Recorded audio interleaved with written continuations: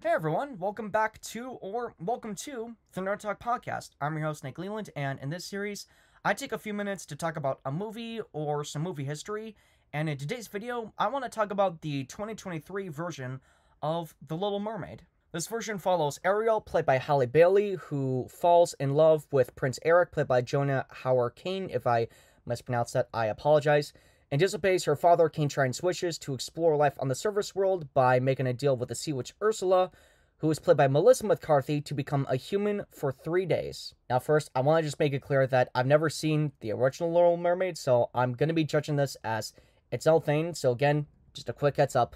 And as its own thing, I think it's really awesome. Halle Bailey and Jonah Hauer-King are perfectly cast in this as Ariel and Eric. I think they both do a great job of sharing this desire to see more of their own worlds, with Ariel wanting to see more of the surface world and Eric wanting to bring resources and riches to his island. And it's also fun just seeing them interact when Ariel's human and she's excited to see everything that the shops and items the surface world offers. And aside from that, they also have really good singing voices. Bailey, of course, does this beautiful rendition of Part of Your World, and Hauer-King has a great number called Wild Uncharted Waters, when he's trying to find Ariel after she saves his life after his ship is destroyed.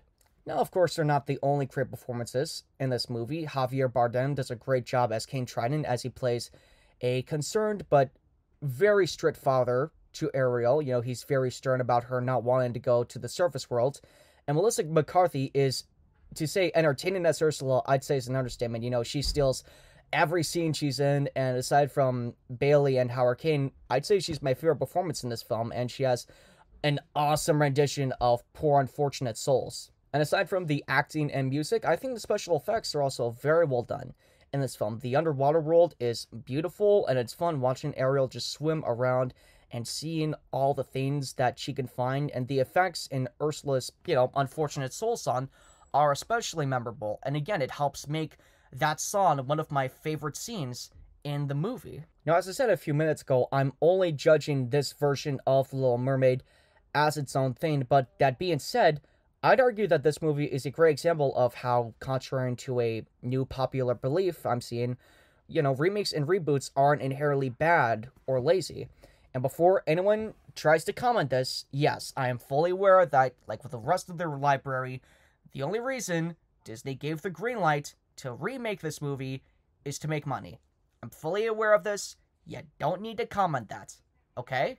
Okay. But if the people behind the film, still care about making the best possible film that they can, and if the movie is still very good, and I'd argue they did care about making the best possible film, and again, I think it's awesome, and it's still able to have a very positive impact, especially on groups that are still underrepresented to this day, I will always argue that that's infinitely more important than whether or not the film in question is a remake. And again, this movie does have that positive impact. When you see Halle Bailey talk about young black kids being able to see themselves in Ariel in this movie, that's, a really beautiful thing. And again, I'd argue that the people behind this definitely cared about making the best possible film, and as I just stated with everything, I had a really good time with this.